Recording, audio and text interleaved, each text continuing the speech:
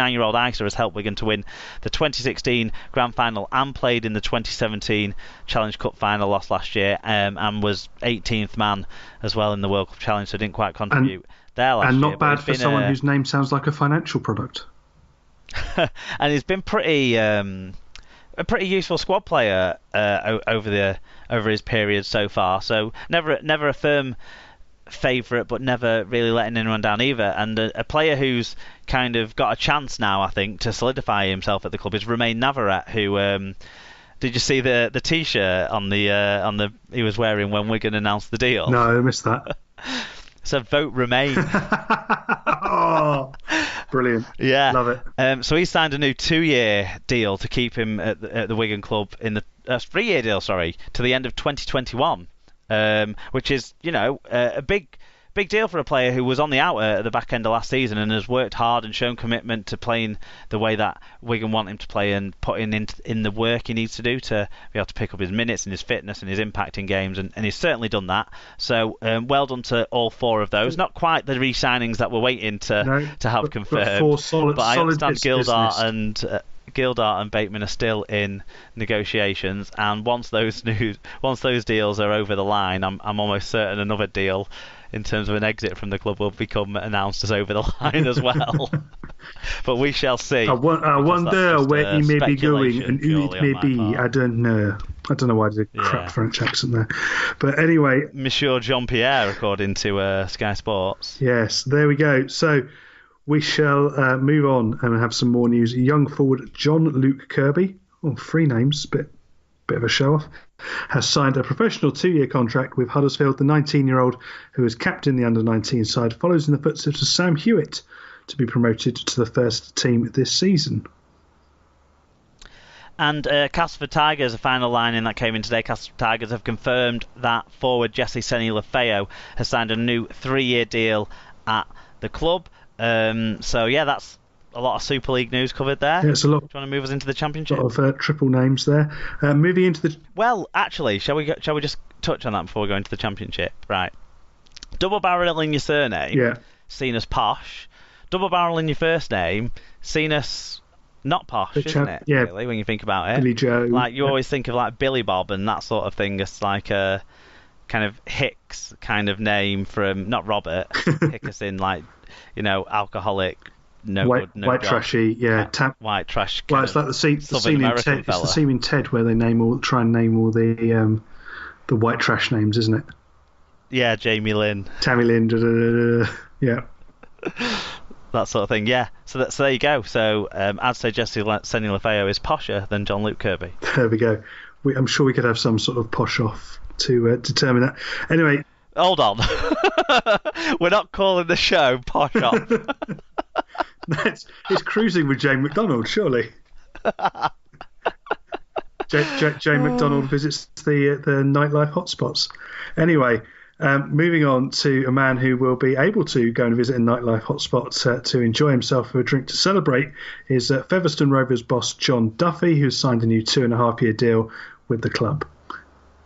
And he's going well, isn't he? He's going well. He's an improving coach. He did wonders, really, on the squad and budget he had at Swinton. And he's just someone who impresses me. And I think that this, if he doesn't end up there with Fev, he will end up in Super League as a coach before too long. Well, he plays rugby that we like to see. So I think there's other things he needs to neaten up about his general act, kind of like things like agreeing over text that players can go and play. And not really possibly his haircut. Thinking about the repercussions, and certainly, yeah, his haircut. But the way he sets his teams up to play is entertaining. Okay, Lee have signed former Leeds and Great Britain prop, and I think it's fair to say former in this yeah, circumstance. Ryan Bailey from Workington. Bailey, who's 34, left Toronto Wolfpack on the eve of the season and have made 6 appearances for the Cumbrians in League One before moving to the Centurions. So they needed some beef, and they've got it. Did they need it though? Really? I mean, or do they just have a lawyer on the staff and they need to keep them busy, and they need to keep someone who wants to keep talking to Red Hall? Is that what it is? They've got someone who really loves tribunals, and so they think that they just need to keep them occupied somehow. Well, I mean, there is that option, or maybe they've got, like how clubs are encouraged to get the players into things for like after Yeah. after rugby careers. Maybe they've got a lot of trainee kind of legal people within the squad, and they just think this is a good way to, or any sort of thing, people who want to be bouncers, I suppose they need to get in the way of a lot of fights at training with some of these players they've got. There's lots of potential job opportunities that'll come from the experience you'll develop on the Lee Centurions staff.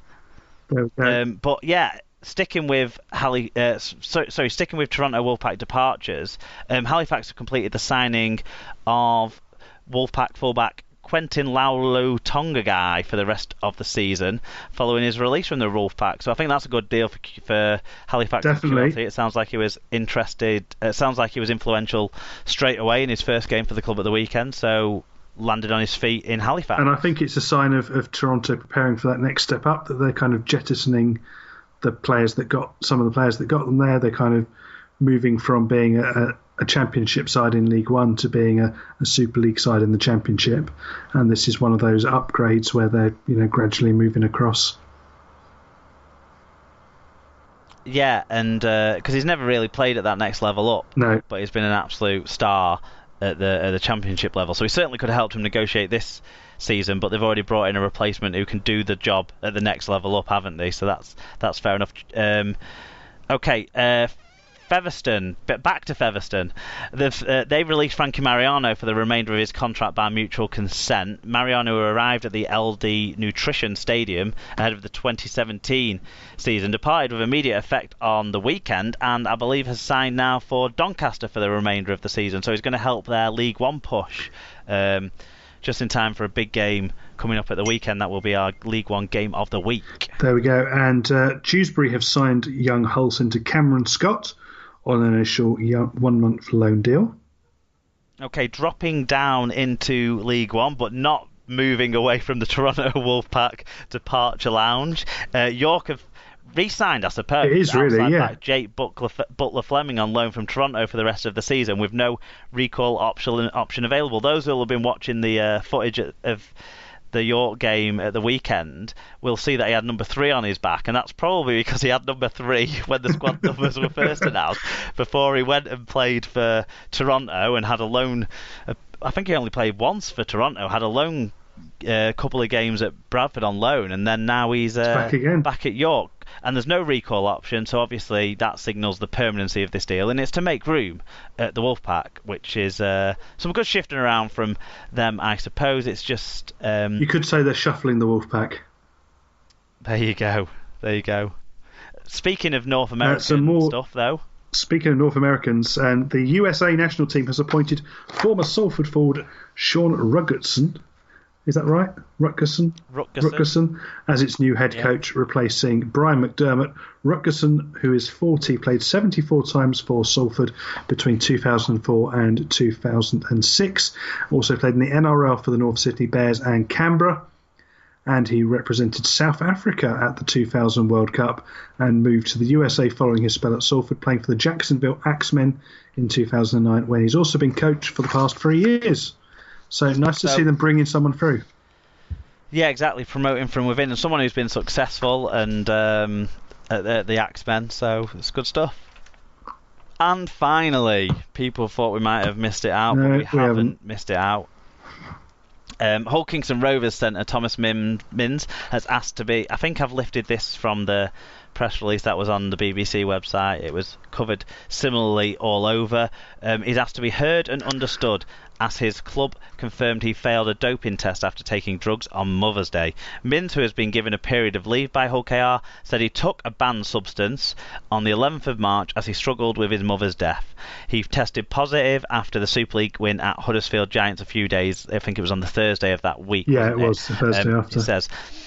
He says, in a statement, he says, "I was low and depressed on the day, and I felt at the time I needed to do it to get through. I now totally accept that it was a huge mistake which could cost me my career. I can now only ask for forgiveness and for my arguments of mitigation to be heard and understood. I do not wish for sympathy. All I ask is that I am listened to, and I can make everyone aware that I did not take this substance to enhance my performance at rugby in any way." The former Leeds and London Broncos three-quarter mins has been a regular with the Rovers this season, scoring 4 tries in his 10 games. 3 of those 4 tries came in his hat-trick against rivals Hull FC at Easter. Hull KR Chief Executive Mike Smith said that after speaking to Mins, it became apparent the club's priority and focus was to support him. He confirmed the player, who has not yet been suspended, will plead guilty to his charge but will ask for a personal hearing where I assume he wants to put forward his arguments of mitigation that is mentioned. Really sad story all around. It's a sad situation. Really disappointing story. And the overriding thing is the talent that's going to be lost to the game for a certain time. You know, he has played well and he's been one of the bright lights in that KR team so far. He was the best player in the year they went down, and he's probably only really grown as a player since then in terms of his experience and the role he can perform on the field for the side. But his leadership skills, obviously, and his decision-making skills off the field have certainly been called into question, despite the sad circumstances around kind of why he felt the need to actively go out, get a banned substance, take the banned substance, and now he has to deal with the consequences of that. Yeah, and there's been talk as well. It points to a wider problem in society, and I think it does to an extent, but equally, I mean, these players can't pretend at this point that they don't know that that's a bad thing to do. Well, I haven't written down in this article how old he is, but mid-20s? I'd say he's younger. I'd guess at 23. 23. Well, that's mid-20s, isn't it? Well, yeah, I suppose. Let's see. But yeah, there is a wider problem. It's it's not necessarily a wider problem in society. There's a wider sort of acceptance of drug use. There's a wider sort of. It's not as negatively looked at across the board because it's 23 years old. He's 23. There you go. Correct. There is a wider sort of acceptance and common use of some non-performance related at all social drugs, which we have to assume this was from everything that's come out in what's been said.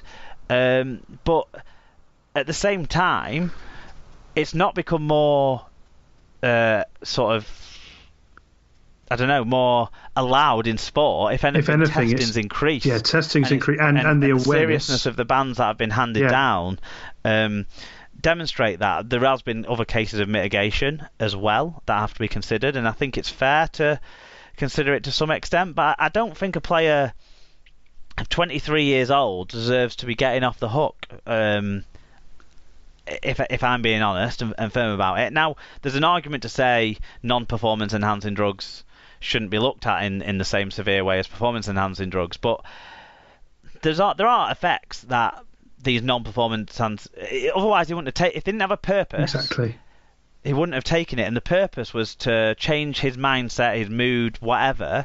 Well, what that will do is psychologically and therefore physiologically affect him over the next few days.